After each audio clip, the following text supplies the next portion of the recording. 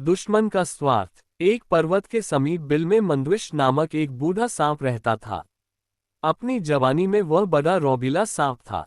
जब वह लहरा कर चलता तो बिजली सी कौंध जाती थी, पर बुढ़ापा तो बड़े बड़ों का तेज हर लेता है। बुढ़ापे की मार से मंदविश का शरीर कमजोर पड़ गया था। उसके विषदंत हिलने लग गए थे और फुफकारते हुए दम फूल जाता था। जो चूहे उसके साय से भी दूर भागते थे, वे अब उसके शरीर को फांदकर उसे चिढ़ाते हुए निकल जाते। पेट भरने के लिए चूहों के भी लाले पड़ गए थे। मंदविश इसी उधेड़-बुन में लगा रहता कि किस प्रकार आराम से भोजन का स्थायी प्रबंध किया जाए। एक दिन उसे एक उपाय सूझा और उसे आजमाने के लिए वह दादुर सरोवर के किनारे जा पहुंचा। दादुर सरोवर में मेढकों की भरमार थी। वहां उन्हीं का राज था।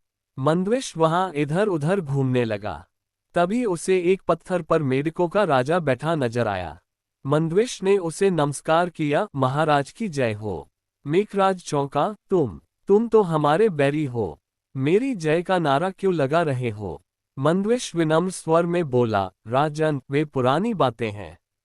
अब तो मैं आप मेढकों की सेवा करके पापों को धोना चाहता हूँ, श्राप से मुक्ति चाहता हूँ। ऐसा ही मेरे नागगुरु का आदेश है।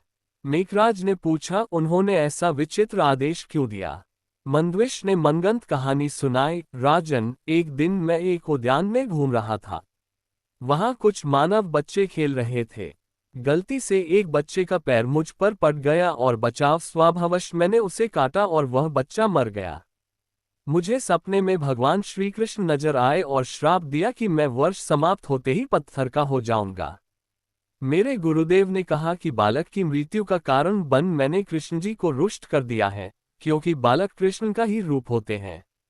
बहुत गिड़गिड़ाने पर गुरुजी ने श्राप मुक्ति का उपाय बताया। उपाय यह है कि मैं वर्ष के अंत तक मेढकों को पीठ पर बैठाकर सैर कराऊं। मंदविश की बात सुनकर मेघराज चकित रह गया। सांप की पीठ पर सवारी करने का आज तक किस मेघ को श्रेय प्राप्त हुआ? उसने सोचा कि यह तो एक अनोखा काम होगा। मेघराज सरोवर में कूद गया और सारे मेढकों को इकट्ठा कर मंदविश की बात सुनाई। सभी मेघ भौंचक के रह गए। एक बूढ़ा मेघ बोला, मेघ एक सर्प की सवारी करें, यह एक अद्भुत बात होगी।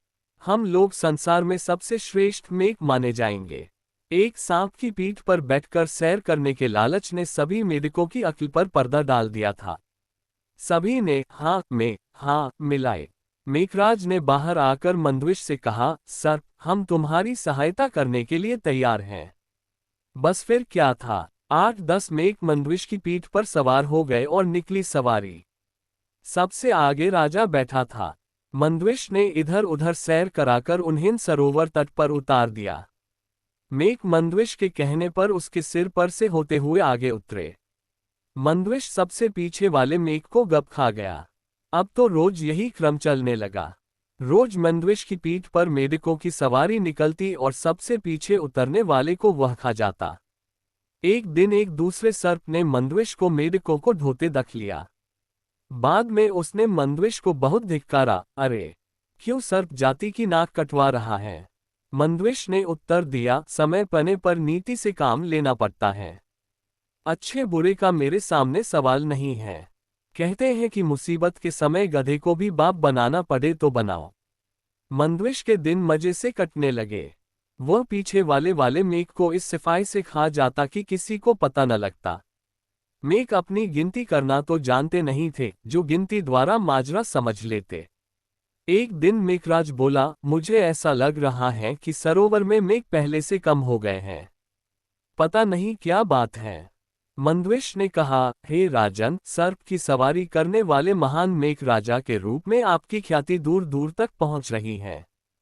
यहाँ के बहुत से मेघ आपका यश फैलाने दूसरे सरोवरों, तलों व झीलों में जा रहे हैं। मेघराज की गर्व से छाती फूल गई। अब उसे सरोवर में मेढकों के कम होने का भी गम नहीं था। जितने मेघ कम होते जाते, वह ये सोचकर उतना ही प्रसन्न होता कि सारे संसार में उसका झंडा गड़ रहा है। आखिर वह दिन भी आया जब सारे मेघ समाप्त हो गए। केवल मेघराज अकेला रह गया। उसने स्वयं को अकेले मंदविश की पीठ पर बैठा पाया तो उसने मंदविश से पूछा, लगता है सरोवर में मैं अकेला रह गया हूं। मैं अकेला कैसे रहूंगा? मंद्विश मुस्कुराया, राजन, आप चिंता न करें। मैं आपका अकेलापन भी दूर कर दूंगा। ऐसा कहते हुए मंद्विश ने मेघराज को भी गप से निगल लिया और वहीं भेजा जहां सरोवर के सारे मेघ पहुंचा दिए गए थे। सीख शत्रु की बातों पर विश्वास करना अपनी मौत को दावत देना है।